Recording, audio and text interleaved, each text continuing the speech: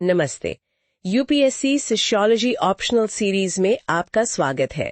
आज हमारे UPSC sociology optional series में हम बात करेंगे formal and informal organisation of work, यानी काम के औपचारिक और अनौपचारिक संगठन पर। जी, एक बहुत ही रिलेवेंट टॉपिक है ये वर्कप्लेसेस को समझने के लिए। हाँ बिल्कुल। तो किसी भी ऑर्गेनाइजेशन में, मतलब जहाँ लोग मिलकर काम करते हैं, वहाँ हमें दो तरह के स्ट्रक्चर्स, दो तरह के ढांचे दिखते हैं। हाँ, एक होता है फॉर्मल स्ट्रक्चर, जो एकदम तय होता है, लिखा पढ़ी वाला, और दूसरा इनफॉर्मल, जो लोगों के आपस के मेल जोल से बनता है। बिल्कुल। तो इसी को थोड़ा और समझने की कोशिश करते हैं आज। हाँ, चलिए शुरुआत करते हैं फॉर्मल ऑर्गेनाइजेशन से। ये क्या होता है? ये वो स्ट्रक्चर है जो जानबूझकर बनाया जाता है ना? हाँ, सोच समझकर।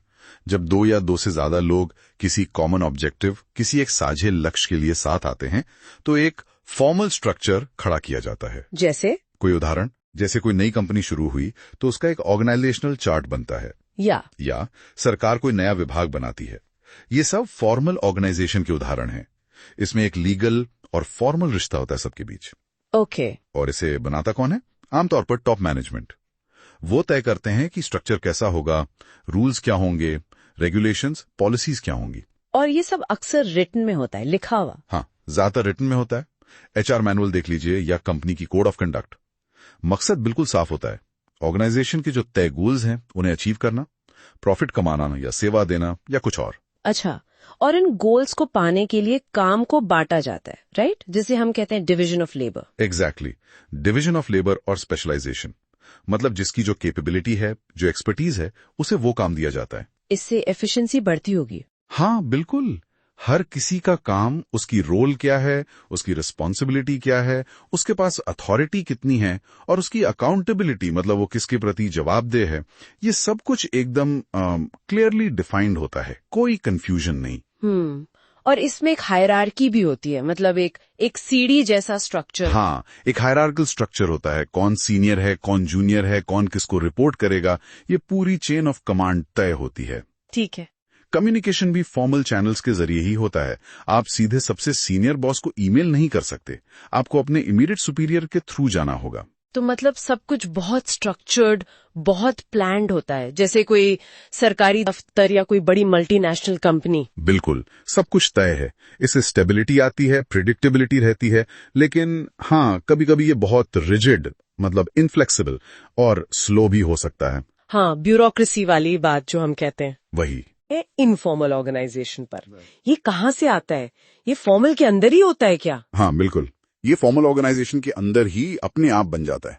ये दरअसल लोगों के आपसी रिश्तों का एक नेटवर्क या सिस्टम है। अपने आप? मतलब इससे कोई बनाता नहीं, इसे सदस्य खुद बनाते हैं, स्पॉन्टेनियसली। हाँ, मतलब अचानक से, सहज रूप से। ये हमारी सोशो साइकोलॉजिकल जरूरतों के कारण बनता है। कैसी जरूरत है? जैसे बात करने की इच्छा, लोगों से जुड़ने की इच्छा, अकेलापन महसूस न करने की इच्छा, कभी कभी जानकारी शेयर करने के लिए, या बस एक कंपेनियनशिप के लिए। अच्छा, इसमें आपको म्यूचुअल एड, मतलब एक दूसरे की मदद करना, सहयोग, ये सब देखने को मिलता है। कोई उदाहरण इसका? जैसे ऑफिस में? हाँ बिल्कुल, जैसे ऑफिस में वो ग्रुप जो साथ में लंच करता है रोज, या कैंटीन में चाय पीने वाला ग्रुप, या फिर जैसे कॉलेज में वो स्टूडेंट्स जो साथ मिलकर एग्जाम की तैयारी करते हैं। ये सब इनफॉर्मल ग्रुप्स हैं। हाँ, समझ गए। पुलिस में कम्युनिकेशन कैसे होता है? कोई फॉर्मल चैनल तो होगा नहीं? नहीं, बिल्कुल नहीं। यहाँ कोई तय चैनल नहीं होता। सदस्य किसी से भी फ्रीली बात कर सकते हैं, अपनी इंडिविजुअल कैपेसिटी में, प्रोफेशनल कैपेसिटी में नहीं। मतलब यहाँ हायरार्की उतनी मैटर नहीं करती? नहीं करती। यहाँ वो ग्रेप वाइन कम्युनिकेशन चलता है, जिसे हम कानाफूसी या गॉसिप कहते हैं।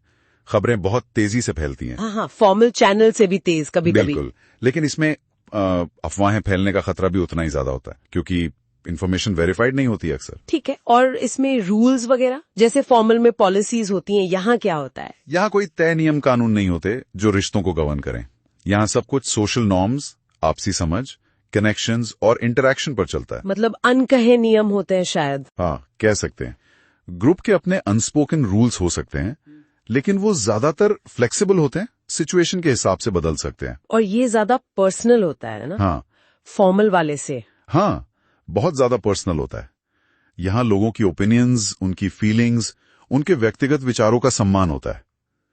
फॉर्मल स्ट्रक्चर में तो काम से मतलब होता है ज्यादातर। लेकिन आपने कहा ये स्पॉन्टेनियस होता है, तो क्या ये स्टेबल होता है, लंबा चलता है? नहीं, जरूरी नहीं। फॉर्मल स्ट्रक्चर ज्यादा स्टेबल होता है। इनफॉर्मल ऑर्गेनाइजेशन अक्सर टेम्पररी होता है। जैसे कोई प्रोजेक्ट के लिए ग्रुप बना, प्रोजेक्ट खत्म, ग्रुप बिखर गया। या लोग बदल गए ऑफिस में तो दोस्ती का ग्रुप भी बदल गया। हाँ बिल्कुल, ये ज्यादा डायनामिक होता है, बदलता रहता है। तो मतलब दोनों में काफी फंडामेंटल डिफरेंसेस हैं। फॉर्मल एकदम स्ट्रक्चर्ड, रूल्स वाला, गोल ओरिएंटेड है, थोड़ा इम्पर्सनल भी कह सकते हैं। हाँ, और इनफॉर्मल ज्यादा स्पॉन्टेनियस, रिलेशनशिप बेस्ड, फ्लेक्सिबल है और पर्सनल है, और ये फॉर्मल के साथ साथ ही चलता है। बिल्कुल सही। ये फॉर्मल स्ट्रक्चर के साथ कोएग्जिस्ट करता है। और मजे की बात यह है कि ये इनफॉर्मल स्ट्रक्चर उस फॉर्मल स्ट्रक्चर को इन्फ्लुएंस भी करता है। अच्छा, कैसे? कई तरीकों से। कभी तो ये फॉर्मल गोल्स को अचीव करने में मदद करता है, जैसे टीम के बीच अच्छी बॉन्डिंग है तो काम बेहतर होगा। और कभी कभी ये रुकावट भी डाल सकता है, जैसे ग्रेप वाइन में गलत जानकारी फैल गई तो काम पर असर पड़ेगा। ये तो बहुत इंटरेस्टिंग है। मतलब किसी भी ऑर्गेनाइजेशन को चलाने के लिए दोनों को समझना जरूरी है। बिल्कुल। रियल वर्ल्ड में कोई भी ऑर्गेनाइजेशन प्योरली फॉर्मल या प्योरली इनफॉर्मल नहीं होती। दोनों का इंटरैक्शन ही वर्क प्लेस की सच्चाई है। मैनेजर्स के लिए यह समझना बहुत जरूरी है कि ये इनफॉर्मल नेटवर्क्स कैसे काम करते हैं और उन्हें कैसे मैनेज किया जा सकता है पॉजिटिव तरीके से। तो हमने देखा कि कैसे दोनों ढांचे, एक औपचारिक और एक अनौपचारिक, काम की जगह पर साथ साथ चलते हैं और एक दूसरे को प्रभावित करते हैं। हाँ, दोनों की अपनी जगह है, अपनी अहमियत है। चलिए अब इस समझ के साथ आगे बढ़ते हैं। ठीक है, तो फॉर्मल स्ट्रक्चर की बात तो हुई, अब जरा गोता लगाते हैं अनौपचारिक संगठन यानी इनफॉर्मल ऑर्गेनाइजेशन की दुनिया में। ये कैसे काम करता है, इसकी मतलब मुख्य विशेषताएं क्या है? क्योंकि असलियत तो यही है कि कागज पर बने ढांचे से ज्यादा असरदार तो ये अनदेखे नेटवर्क्स होते हैं। हमारे पास जो स्रोत है वो इसी अंदरूनी ताने बाने पर रोशनी डालते हैं। बिल्कुल। और इन स्रोतों को आप कह सकते हैं खंगालने पर पहली बात जो भर कर आती है वो ये कि ये लगातार बदलते रहते हैं, मतलब इवॉल्विंग कॉन्स्टेंटली। ये कोई पत्थर की लकीर नहीं है। एक स्टडी का जिक्र है हमारे नोट्स में। वो एक टेक कंपनी के कैंटीन ग्रुप को ट्रैक करती है। 6 महीने में ही दोस्ती के समीकरण, कौन लीड ले रहा है, सब बदल गया था। पावर डायनामिक्स वो शिफ्ट होती रहती हैं। हाँ, मतलब ये स्टैटिक नहीं है और ये बदलाव नीचे से आता है, ऊपर से थोपा नहीं जाता। ये जमीनी स्तर या ग्रास रूट्स से पनपते हैं। जैसे एक सोर्स में बताया गया कि कैसे एक रेजिडेंशियल सोसाइटी में कूड़े की समस्या बढ़ गई, तो किसी फॉर्मल कमिटी का इंतजार नहीं किया। कुछ लोगों ने खुद ही व्हाट्सएप ग्रुप बनाकर मॉर्निंग वॉकर्स को ऑर्गेनाइज करना शुरू कर दिया। एकदम स्पॉन्टेनियस इमर्जेंस है ये। और इसी स्पॉन्टेनिटी की वजह से ये कमाल के गतिशील और प्रतिक्रियाशील होते हैं। फॉर्मल चैनलों में तो बात ऊपर तक पहुंचने में ही हफ्ते लग जाते हैं। लेकिन यहां एक सोर्स में एक मैन्युफैक्चरिंग प्लांट का केस स्टडी है। मैनेजमेंट बोनस कम करने का सोच ही रहा था और ये खबर वो जो ग्रेप वाइन होती है ना, उसके जरिए घंटे भर में पूरे फ्लोर पर फैल गई, ऑफिशियल अनाउंसमेंट से बहुत पहले। इन्फॉर्मेशन या कहें मिस इन्फॉर्मेशन भी जंगल की आग की तरह फैलती है। अरे बाप रे, ये रफ्तार तो चौंकाने वाली है। लेकिन इसका एक पॉजिटिव पहलू भी है जो कई स्टडीज हाईलाइट करती हैं, प्रेरणा, मोटिवेशन। जब लोग अपनी पसंद से जुड़ते हैं आपसी पहचान और जरूरतें पूरी करने के लिए, तो उनका कमिटमेंट लेवल अलग होता है। एक स्रोत बताता है कि स्पोर्ट्स टीम्स में भी कोच की बनाई टीम से ज्यादा जोश उन अनौपचारिक ग्रुप्स में होता है जो प्रैक्टिस के बाद साथ में चाय पीने या घूमने जाते हैं। वो जो सेंस ऑफ बिलोंगिंग है, कमाल का होता है। सही बात है, ये साइकोलॉजिकल नीड्स को पूरा करता है। लेकिन इन नेटवर्क्स की एक और खासियत है कि इन्हें समझने के लिए अंदरूनी जानकारी चाहिए। बाहर से देखकर आप अंदाजा नहीं लगा सकते कि असल में कौन किसे इन्फ्लुएंस कर रहा है। एक रिसर्च पेपर में बताया गया है कि कैसे उन्होंने सोशल नेटवर्क एनालिसिस टूल्स का इस्तेमाल करके एक बड़े ऑफिस में छुपे हुए इन्फ्लुएंसर्स को पहचाना, जो फॉर्मल हायरार्की में कहीं नीचे थे पर जिनकी बात सब सुनते थे। मतलब छुपे रुस्तम वाली बात, क्योंकि यहाँ लोग सिर्फ अपने पद या रोल से नहीं जाने जाते बल्कि व्यक्तियों के तौर पर पहचाने जाते हैं। फॉर्मल ऑर्गेनाइजेशन में आप मार्केटिंग मैनेजर हैं, पर इनफॉर्मल में आप शर्मा जी हैं जिन्हें क्रिकेट का शौक है और जो मुश्किल में मदद कर देते हैं। हाँ, एक सोर्स में एक दिलचस्प किस्सा था। कैसे एक जरूरी फाइल अटक गई थी और वो किसी मैनेजर से नहीं बल्कि एक क्लर्क ने अपने पर्सनल कनेक्शन से दूसरे डिपार्टमेंट के पहचान वाले से मिनटों में निकलवा दी। हाँ, यहाँ इंटरपर्सनल रिलेशनशिप्स वो एक तरह से करेंसी की तरह काम करते हैं और इसी वजह से इसका ढांचा बड़ा समतल और लचीला, फ्लैट एंड फ्लूइड होता है। कोई सख्त पिरामिड नहीं होता। जरूरत के हिसाब से लीडरशिप बदलती रहती है। एक स्टडी ने इससे एजाइल प्रोजेक्ट टीम्स के काम करने के तरीके से जोड़ा है, जहां एक्सपर्टीज के हिसाब से लोग लीड लेते हैं, ना कि डेजिग्नेशन के हिसाब से। जैसे दोस्तों के ग्रुप में ट्रिप प्लान करते वक्त होता है ना, कोई खाने का एक्सपर्ट बन जाता है, कोई हिसाब किताब का। सही है। और इस लचीलेपन को जो चीज बांध कर रखती है वो है विश्वास और पारस्परिकता, ट्रस्ट एंड रेसिप्रोसिटी। नियम कानून की मोटी किताबें नहीं, बल्कि आपसी भरोसा और तुम मेरा ये काम करो, मैं तुम्हारा वो वाला सिद्धांत। हालांकि एक स्रोत ये भी चेतावनी देता है कि यही भरोसा कई बार गुटबाजी, मतलब क्लीक्स और पक्षपात को भी जन्म दे सकता है। बिल्कुल, ये दो-धारी तलवार है और क्योंकि ये भरोसे और अलिखित नियमों पर चलता है, इसे पकड़ना मुश्किल होता है। आप इसका कोई ऑर्गेनाइजेशन चार्ट नहीं बना सकते। एक सोर्स इसे अदृश्य आर्किटेक्चर यानी इनविजिबल आर्किटेक्चर कहता है, जो महसूस होता है पर दिखता नहीं। सही कहा। और फैसले भी अक्सर सामूहिक, कलेक्टिव डिसीजन मेकिंग तरीके से होते हैं। सबकी सुनी जाती है, भले ही अंत में किसी एक की चले। ये वैसा ही है जैसे परिवार में छुट्टी पर कहाँ जाना है, इस पर लंबी बहस होती है। सबके अपने तर्क होते हैं, फिर आम सहमति बनाने की कोशिश होती है। किसी एक का हुक्म कम ही चलता है। अंत में एक बहुत महत्वपूर्ण बात जो कई स्रोत रेखांकित करते हैं, ये नेटवर्क उन हालात में आवश्यक हो जाते हैं जो तेजी से बदल रहे हों या पूरी तरह समझे ना गए हों। मतलब सिचुएशंस दैट चेंज क्विकली और are not yet fully understood.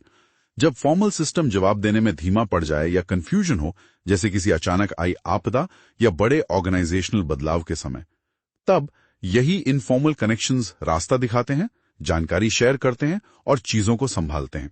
ये फॉर्मल स्ट्रक्चर के खालीपन को भरते हैं।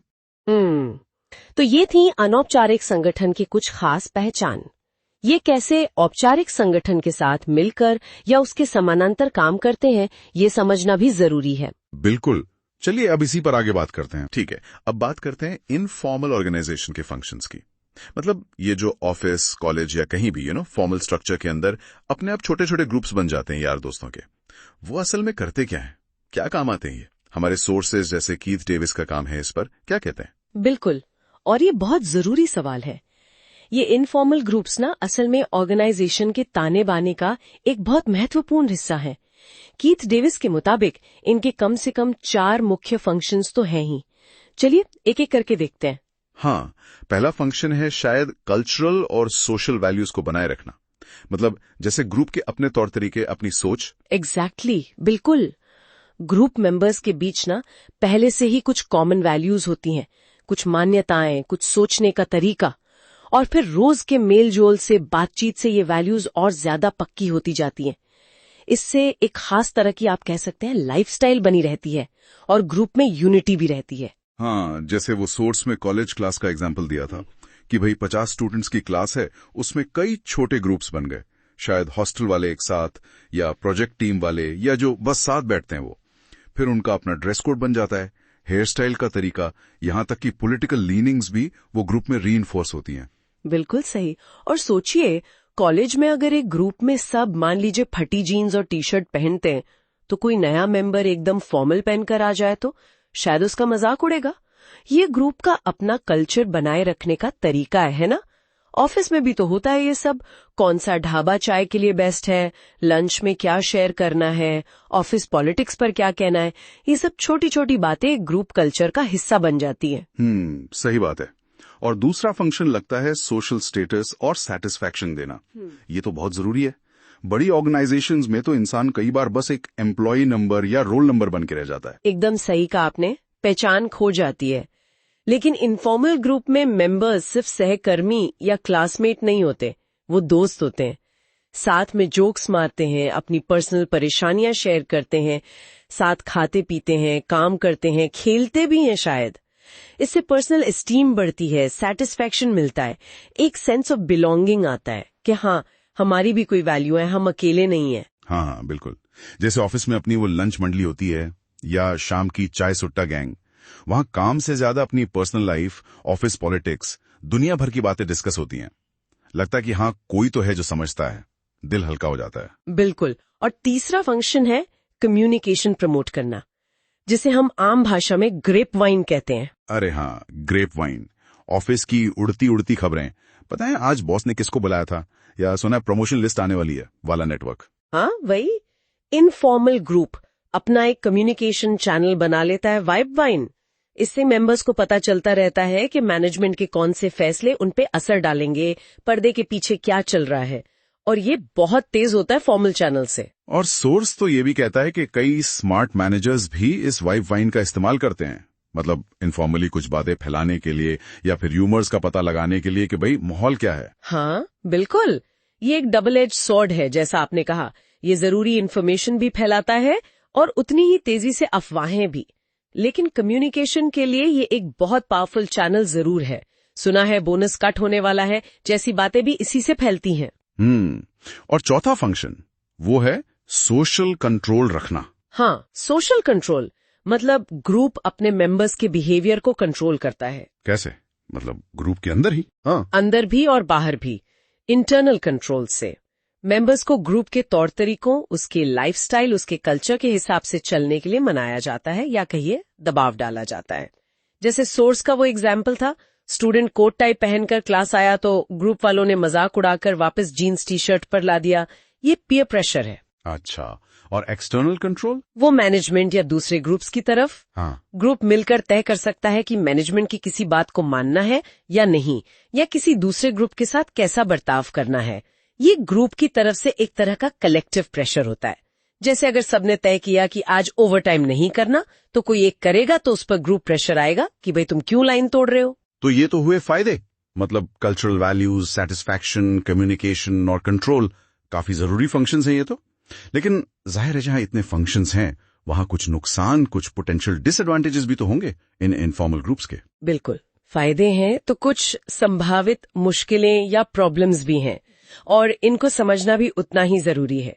पहला और शायद सबसे आम डिसएडवांटेज है रेजिस्टेंस टू चेंज। अच्छा, मतलब जो कल्चर और वैल्यूज ये बनाए रखते हैं, जिनकी हमने भी बात की, उसी वजह से ये बदलाव को रेजिस्ट करते हैं। एग्जैक्टली। ये ग्रुप अपनी कल्चर, अपने तौर तरीकों को लेकर बहुत प्रोटेक्टिव हो जाते हैं। उन्हें लगता है कि जो चल रहा है वही बेस्ट है, तो वो किसी भी बदलाव का, चाहे वो मैनेजमेंट लाए या बाहर से आए, उसका विरोध करते हैं। सोर्स का एग्जाम्पल देखिए। अगर पहले ऑटोक्रेटिक मैनेजमेंट के जमाने में आउटपुट कम रखने का नॉर्म था, एक अलिखित नियम था, तो मैनेजमेंट के पार्टिसिपेटिव होने के बाद भी जब मैनेजमेंट लोगों को ज्यादा इन्वॉल्व करना चाह रहा है, तब भी ग्रुप शायद उसी पुराने ढर्रे पर चलता रहेगा कि नहीं, ज्यादा काम नहीं करना। ये कल्चर एम्प्लॉइज को रिजिड बना देता है। हाँ, ये तो देखा है। जैसे पुरानी पीढ़ी नई टेक्नोलॉजी को अपनाने में हिचकिचाती है, या ऑफिस में कोई नया प्रोसेस आए तो पुराने लोग कहते हैं अरे यार पहले जैसे चल रहा था वही ठीक था। झंझट लगता है उनको। सही। दूसरा बड़ा डिसएडवांटेज है रोल कॉन्फ्लिक्ट। रोल कॉन्फ्लिक्ट मतलब ग्रुप की खुशी और ऑर्गेनाइजेशन के गोल्स में टकराव। हाँ बिल्कुल।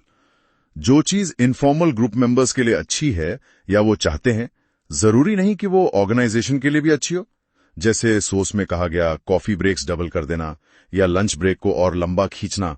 ग्रुप मेंबर्स को तो इसमें मजा आएगा, दोस्ती बढ़ेगी, पर कंपनी के लिए तो ये महंगा पड़ेगा, अनप्रॉफिटेबल होगा, प्रोडक्टिविटी कम होगी। तो एम्प्लॉय बेचारा फंस जाता है, ग्रुप की सुने या मैनेजमेंट की, दोस्तों का साथ दे या कंपनी के रूल्स माने। इसी को रोल कॉन्फ्लिक्ट कहते हैं, है ना? हाँ, और ये बहुत स्ट्रेसफुल हो सकता है एम्प्लॉय के लिए। सोर्स ये भी कहता है कि इससे कम करने के लिए मैनेजमेंट को कोशिश करनी चाहिए कि इनफॉर्मल और फॉर्मल ऑर्गेनाइजेशंस के इंटरेस्ट, गोल्स, मेथड्स, इनमें एक तालमेल बिठाया जाए, इंटीग्रेशन हो। मुश्किल काम है पर जरूरी है। अच्छा, तीसरा डिसएडवांटेज रूमर यानी अफवाहें। ये तो ग्रेप वाइन की बात करते हुए आया ही था पॉइंट कि वो सच और झूठ दोनों फैलाता है। और ये झूठ या अनवेरिफाइड इन्फॉर्मेशन ये बहुत खतरनाक हो सकती हैं। ग्रेप वाइन तेज है पर रिलायबल नहीं है हमेशा। झूठी अफवाहों से मोराल गिर सकता है, लोगों में गलत एटीट्यूड्स बन सकते हैं मैनेजमेंट के खिलाफ या एक दूसरे के खिलाफ, और लोग गलत या यहाँ तक कि हिंसक बर्ताव भी कर सकते हैं इन अफवाहों के आधार पर। सोर्स का एग्जाम्पल तो काफी डराने वाला था। कि एक स्टूडेंट एग्जाम में फेल होने पर प्रोफेसर के बारे में सेक्सुअल हरासमेंट की झूठी अफवाह फैला सकता है। सोचिए, इससे उस प्रोफेसर की रेपुटेशन, उसके करियर के लिए कितनी मुश्किलें खड़ी हो सकती हैं, कितना ज्यादा नुकसान हो सकता है। बिल्कुल। और ये सिर्फ ऑफिस या कॉलेज तक सीमित नहीं है। ऑफिस गॉसिप, मोहल्ले की बातें, यहाँ तक कि फैमिली ग्रुप्स में भी गलत इन्फॉर्मेशन फैलने से कितना नुकसान होता है, रिश्तों में दरार आ जाती है, ये हम सब जानते हैं। सही बात है। और चौथा डिसएडवांटेज है कन्फॉर्मिटी, मतलब जरूरत से ज्यादा सोशल कंट्रोल। हाँ, सोशल कंट्रोल का एक नेगेटिव साइड भी है। जब ये कंट्रोल बहुत ज्यादा हो जाए तो ये कन्फर्मिटी को बढ़ावा देता है। मतलब सब एक जैसे बन जाओ। हाँ, लोग ग्रुप से अलग कुछ करने में हिचकिचाते हैं। हाँ बिल्कुल। इससे इनिशिएटिव खत्म होता है, लोग नया सोचने से, क्रिएटिविटी दिखाने से डरते हैं, डाइवर्सिटी कम होती है। कोई अगर बहुत अच्छा परफॉर्म करने की कोशिश करे तो उसे भी डर लगता है कि कहीं ग्रुप में अलग थलग ना पड़ जाए, लोग उसे बॉस का चमचा ना समझने लगे। सोर्स में वो ब्रिटिश फैक्ट्रीज का जिक्र था कि अगर कोई ग्रुप मेंबर लाइन से हटकर चलता था, मतलब ज्यादा प्रोडक्टिव था या मैनेजमेंट की सुनता था, तो उसके औजार छुपा दिए जाते थे या टायर की हवा निकाल दी जाती थी या लोग उससे बात करना बंद कर देते थे। ये तो एक तरह की बुलिंग हो गई। हाँ बिल्कुल। और सोचिए, ऐसे माहौल में कोई अच्छा वर्कर, कोई टैलेंटेड इंसान क्यों टिकेगा? वो तो छोड़कर चला जाएगा। तो ये कन्फॉर्मिटी ऑर्गेनाइजेशन को लंबे समय में बहुत नुकसान पहुंचा सकती है। हमारे यहाँ भी होता है, ये ज्यादा हीरो मत बन, सब जैसा कर रहे हैं वैसा करो। ये बातें अक्सर सुनने को मिलती हैं इनफॉर्मल ग्रुप्स में। तो ये थे इनफॉर्मल ऑर्गेनाइजेशंस के फंक्शंस और कुछ पोटेंशियल डिसएडवांटेजेस। काफी मिलीजुली तस्वीर है, फायदे भी हैं, नुकसान भी। बिल्कुल, ये कॉम्प्लेक्स चीजें हैं और ऑर्गेनाइजेशन की लाइफ का हिस्सा है। चलिए अब इस डिस्कशन को थोड़ा और आगे बढ़ाते। ठीक है, अब अनौपचारिक संगठन या इनफॉर्मल ऑर्गेनाइजेशन के फायदों पर बात करते हैं। हमने देखा कि इनसे मैनेजमेंट के लिए कुछ चैलेंजेस तो आते हैं, पर ये फॉर्मल ऑर्गेनाइजेशन के लिए बहुत जरूरी भी है ना? हाँ बिल्कुल। मतलब ये फॉर्मल स्ट्रक्चर के साथ मिलकर ही ऑर्गेनाइजेशन को असल में चलाते हैं, कई बार उन तरीकों से जो कहीं लिखे हुए नहीं होते। अच्छा, तो पहली बात यही है कि ये फॉर्मल सिस्टम के साथ आप कह रहे हैं घुल मिलकर काम करते हैं। हाँ। देखिए, सिर्फ लिखे हुए प्लान्स, पॉलिसीज, प्रोसीजर्स, इनसे तो हर मुश्किल हल नहीं होती, खासकर आजकल की जो डायनामिक ऑर्गेनाइजेशंस हैं। सही कहा। सोचिए ना, अगर सब लोग सिर्फ किताबी नियमों पर, मतलब रूल बुक पर ही अड़ जाएं, तो शायद काम ही रुक जाए। वो 1951 में रॉबर्ट डूबी ने यही बात कही थी कि ये जो इनफॉर्मल रिलेशंस है ना, असल में ऑर्गेनाइजेशन को उस सेल्फ डिस्ट्रक्शन से बचाते हैं। अच्छा, सेल्फ डिस्ट्रक्शन। हाँ, मतलब अगर आप सिर्फ नियमों को अक्षरशः, मतलब लिटरली मानने लगे तो दिक्कत हो सकती है। जैसे कॉलेज का उदाहरण लें। हाँ। क्या कोई कॉलेज या यूनिवर्सिटी सिर्फ लिखे हुए नियमों पर चल सकती है? नहीं ना। असाइनमेंट डेडलाइन थोड़ी आगे पीछे करनी है तो स्टूडेंट प्रोफेसर से इनफॉर्मली बात करके गुंजाइश निकाल लेता है। हाँ, ये तो होता है। तो ये स्पिरिट ऑफ द लॉ है, जो फॉर्मल रूल बुक में नहीं मिलेगा, पर इनफॉर्मल अंडरस्टैंडिंग से ही काम चलता है। और इसी से जुड़ा एक और फायदा है कि ये मैनेजमेंट का वर्कलोड भी हल्का करते हैं। बिल्कुल, ये बहुत बड़ा पॉइंट है। जब मैनेजर्स को अपनी टीम पर, मतलब एक भरोसा होता है, हाँ, भरोसा कि लोग आपस में सहयोग करके काम निपटा लेंगे, तो वो हर छोटी चीज पर चेक रखने से बचते हैं, मतलब कम दखल देते हैं। सही। इससे डेलीगेशन आसान होता है, डिसेंट्रलाइजेशन बढ़ता है, मैनेजर को भी सपोर्ट मिलता है। जैसे सोर्स में वो प्रोफेसर वाला उदाहरण था। हाँ, याद है। के बजाय उन पर भरोसा करते हैं। अच्छा। इससे प्रोफेसर का भी और स्टूडेंट्स का भी, दोनों का लोड कम होता है और रिलेशनशिप भी बेहतर होती है। ऑफिस में भी तो यही होता है।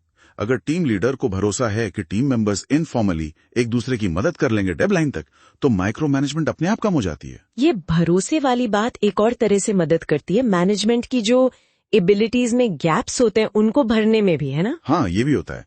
कई बार सबऑर्डिनेट या कोई टीम मेंबर अनौपचारिक तरीके से मैनेजर की मदद कर देता है। कैसे? मान लीजिए कोई एरिया है जहां मैनेजर शायद उतना स्ट्रांग ना हो, जैसे फाइनेंशियल प्लानिंग का कोई पहलू है, तो हो सकता है कोई जूनियर जिसे उसकी ज्यादा समझ हो, वो सजेशंस देकर या सीधे रिपोर्ट बनाने में मदद करके काम पूरा करवा दे। हाँ।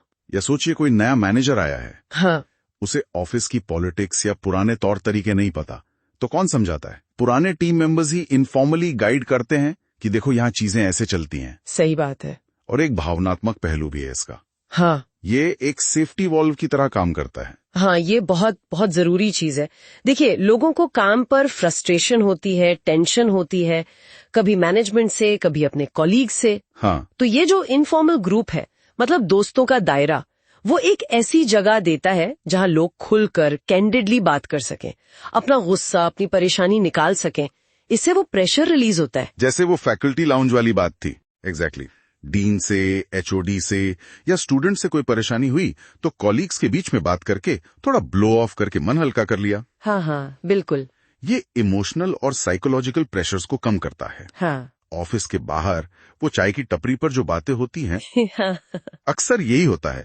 लोग बॉस की बुराई करके या वर्क प्रेशर डिस्कस करके थोड़ा रिलैक्स महसूस करते हैं। एक और दिलचस्प फायदा है जो शायद उतना सीधा ना दिखे, ये बेहतर मैनेजमेंट प्रैक्टिस को इनकरेज करता है। हाँ, ये थोड़ा सटल है पर है बहुत महत्वपूर्ण। जो मैनेजर्स इनफॉर्मल ऑर्गेनाइजेशन की पावर को समझते हैं ना, वो अपना काम प्लानिंग, ऑर्गेनाइजिंग, कंट्रोलिंग ज्यादा प्रोफेशनली करते हैं, ज्यादा ध्यान से करते हैं। क्यों? क्योंकि उन्हें पता होता है कि उनकी अथॉरिटी पर एक तरह का इनफॉर्मल चेक एंड बैलेंस है। ये जो नीचे का ग्रुप है वो चुपचाप देख रहा है। अच्छा। अगर वो कोई बुरा या अनपॉपुलर प्लान लाएंगे या कोई ऐसा चेंज जो लोगों को पसंद नहीं, तो ये इनफॉर्मल ग्रुप उसे कामयाब नहीं होने देगा। ये कम से कम उसमें अड़चन तो डालेगा ही। तो डर रहता है एक तरह का। डर नहीं, पर एक अवेयरनेस रहती है। इसलिए वो ज्यादा सोच समझकर कदम उठाते हैं। कोई भी पॉलिसी लाने से पहले 10 बार सोचते हैं कि एम्प्लॉयज का इनफॉर्मल रिएक्शन क्या होगा। ये तो हुई ऑर्गेनाइजेशन के अंदर की बात, पर ये बाहरी चुनौतियों को समझने में भी मदद कर सकते हैं। जैसे वो 1984 की IRG सोल्यूशन वाली बात थी। हाँ, उनका तर्क था कि जो बड़े हायरार्किकल ऑर्गेनाइजेशंस हैं जैसे गवर्नमेंट वगैरह, वो एनवायरमेंटल क्राइसिस जैसी बड़ी कॉम्प्लेक्स समस्याओं को ठीक से समझ ही नहीं पा रहे थे अपने स्ट्रक्चर की वजह से। तो हल क्या था? उनका कहना था कि इसके लिए इनफॉर्मल नेटवर्क जरूरी हैं। उन्होंने इंफॉर्मेशन राउटिंग ग्रुप्स, IRGs की बात की। ये इंटरनेट से पहले के जमाने के सोशल नेटवर्किंग सर्विसेज जैसे थे, एक्सपर्ट्स के इनफॉर्मल ग्रुप। अच्छा। ताकि क्राइसिस को बेहतर समझा जा सके, अलग अलग पर्सपेक्टिव्स मिलें और सॉल्यूशंस निकल सकें। ये दिखाता है कि कॉम्प्लेक्स प्रॉब्लम्स को हल करने में ये अनदेखे नेटवर्क्स कितने काम आ सकते हैं। और असल दुनिया में रियल वर्ल्ड एग्जाम्पल्स तो बहुत होंगे इसके। हाँ बिल्कुल, स्टारबक्स को ही देख लीजिए। हाँ, उनकी ग्रोथ तो कमाल की रही है। एक दशक में 100 से 100,000 से ज्यादा एम्प्लॉइज। उन्होंने ऐसे स्ट्रक्चर्स बनाए जो इम्प्रोवाइजेशन को सपोर्ट करते थे। उनके चेयरमैन हॉवर्ड शुल्स ने खुद कहा था, ग्रोथ के लिए प्रोसेस और क्रिएटिव स्पिरिट में एक बहुत नाजुक बैलेंस चाहिए होता है। और ये बैलेंस अक्सर इनफॉर्मल इंटरैक्शन से आता है। सही बात। या फिर टोयोटा का उदाहरण लीजिए, उनकी जो लेजेंडरी फ्लेक्सिबिलिटी है, हाँ, प्रोडक्शन सिस्टम, वो किसी फॉर्मल ट्रेनिंग या मैनुअल से नहीं आई। उनका प्रोडक्शन सिस्टम तो लिखा ही नहीं गया था शुरू में। सच में। हाँ, वो वर्कर्स के साथ काम करने, इंटरैक्ट करने, एक दूसरे से सीखने के अनरिटन प्रिंसिपल से आई है, जिसमें साइंटिफिक मेथड इंग्रेन्ड है, पर वो फॉर्मल से ज्यादा इनफॉर्मल लर्निंग है। कमाल है। और टेक्सास इंस्ट्रूमेंट्स, उनकी हाल की सक्सेसेस का क्रेडिट ल्यूनेटिक फ्रिंज को जाता है। ल्यूनेटिक फ्रिंज, ये क्या है? ये उनके इंजीनियर्स का एक इनफॉर्मल ग्रुप है। जीन फ्रांस, जो उस ग्रुप से जुड़े हैं, उन्होंने कहा, TI में 95% लोग टोटल ऑर्डर वाले हैं। मैं टोटल केओस ऑफ इनोवेशन में हूं। वाह। और कंपनी इन दोनों को, ऑर्डर और केओस को रिकॉग्नाइज करती है और इनकरेज भी करती है। ये दिखाता है कि इनोवेशन अक्सर फॉर्मल स्ट्रक्चर के किनारों पर इनफॉर्मल स्पेसेस में पनपता है। तो ये सारे फायदे, ये उदाहरण, ये सब यही दिखाते हैं कि फॉर्मल स्ट्रक्चर अपनी जगह बहुत जरूरी है, पर उसके साथ साथ ये इनफॉर्मल नेटवर्क्स ऑर्गेनाइजेशन की जान होते हैं, उसकी असली ताकत होते हैं। बिल्कुल सही। ये अडेप्टेबिलिटी देते हैं, रेजिलियंस देते हैं, सीखने की क्षमता देते हैं। वो छुपी हुई ताकतें जो अक्सर नजरअंदाज हो जाती हैं, पर कामयाबी के लिए बेहद जरूरी हैं। ठीक है, तो ये तो हुई फायदों की बात। चलिए अब जरा आगे बढ़ते हैं और देखते हैं। ठीक है, तो अब हम अपनी चर्चा को थोड़ा समेटते हैं।